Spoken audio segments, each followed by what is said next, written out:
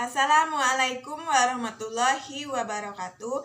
Kami dari kelompok 7 akan menjelaskan tentang teori dan konsep belajar, latar belakang dan pengertian psikologi kognitif, yang beranggotakan saya sendiri, Rani Agustin, NIM 622019-042, dan dua teman saya yang bernama Nadia Nur Afifah dan Hikmah. Materi yang pertama akan dijelaskan oleh saudari Nadia Nur Afifah, dan materi yang kedua akan dijelaskan oleh saudari Hikmah, dan yang materi terakhir akan dijelaskan oleh saya sendiri. A. Pengertian teori kognitif. Teori belajar kognitif yaitu teori belajar yang melibatkan proses berpikir secara kompleks dan mementingkan proses belajar. Pada dasarnya, belajar adalah suatu proses usaha yang melibatkan aktivitas mental yang terjadi dalam diri manusia sebagai akibat dari proses interaksi aktif dengan lingkungannya untuk memperoleh suatu perubahan dalam bentuk pengetahuan, pemahaman, tingkah laku, keterampilan, dan nilai sikap yang bersifat relatif dan berbekas. B. Tokoh-tokoh teori belajar kognitif. Yang pertama, Piaget. Menurut Piaget dalam buku Teknologi Pembelajaran dari Dr. Andes Bambang Warsita yang menjelaskan bahwa perkembangan kognitif merupakan suatu proses genetika, yaitu proses yang didasarkan atas mekanisme biologis, yaitu perkembangan sistem saraf. 2. David Ausubel. Menurut Ausubel dalam buku karya Dr. Andes Bambang Warsita bahwa belajar haruslah bermakna. Materi yang dipelajari diasimilasi secara non-arbitrer dan berhubungan dengan pengetahuan yang dimiliki sebelumnya. 3. Jerome Bronner mengusulkan teori yang disebutnya free discovery learning. Teori ini bertitik tolak pada teori kognitif yang menyatakan belajar adalah perubahan persepsi dan pemahaman. Yang keempat, Albert Bandura. Bandura berpendapat tentang teori kognitif sosial seperti yang dijelaskan dalam buku karya John W. Santrop yang menyatakan bahwa teori kognitif sosial atau social cognitive theory merupakan faktor sosial dan kognitif dan juga faktor perilaku memainkan peran penting dalam pembelajaran. Yang kelima, Kurt Lewin yang juga merupakan tokoh teori belajar kognitif adalah Kurt Lewin yang menyatakan tentang teori belajar medan kognitif. Assalamualaikum warahmatullahi wabarakatuh. Nama saya Hikmah, NIM 622019-041. Saya akan melanjutkan pemaparan materi tentang aplikasi teori kognitif dalam pembelajaran. Dalam aplikasinya, guru harus memahami bahwa siswa bukan sebagai orang dewasa yang muda dalam proses berpikirnya. Anak usia prasekolah dan awal sekolah dasar belajar menggunakan benda-benda konkret. Keaktifan siswa sangat dipentingkan.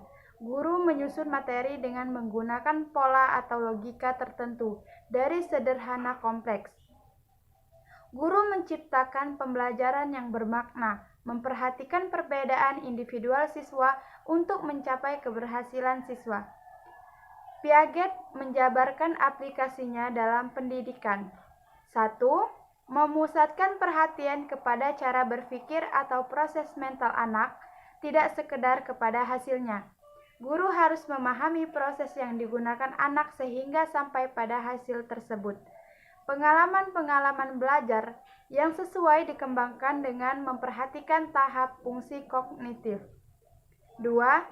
Mengutamakan peran siswa dalam berinisiatif sendiri dan keterlibatan aktif dalam kegiatan belajar.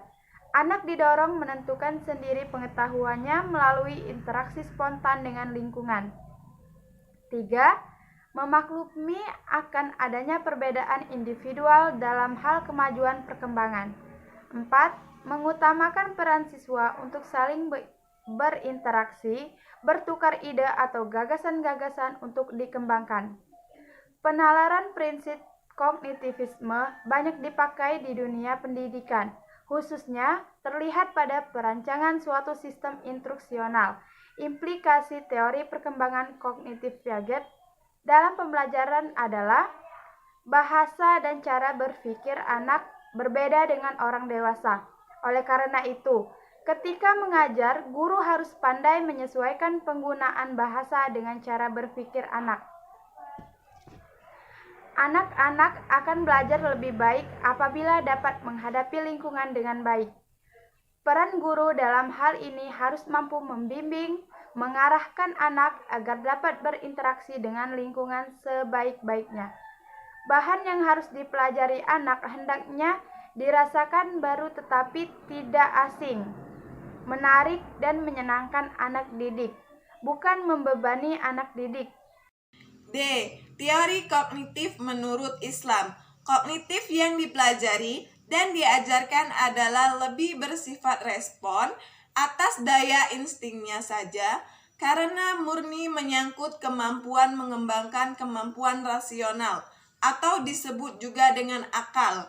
Banyak ditemui kontradiksi dan cacat dalam teori-teori mereka, sehingga revisi dan muncul teori baru tentang kognitif silih berganti. Sementara dalam Islam cukup satu ayat yang artinya, dan Allah mengeluarkan kamu dari perut ibumu dalam keadaan tidak mengetahui sesuatu pun, dan Dia memberi kamu pendengaran, penglihatan dan hati agar kamu bersyukur.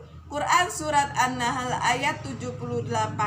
Mampu mematahkan konsep respon atas daya insting yang dalam hal ini disebut sekuler, dan dalam Islam tidak pernah ada tradisi sekuler yang memisahkan antara agama dengan kehidupan. Baik, mungkin itulah materi yang dapat kami sampaikan.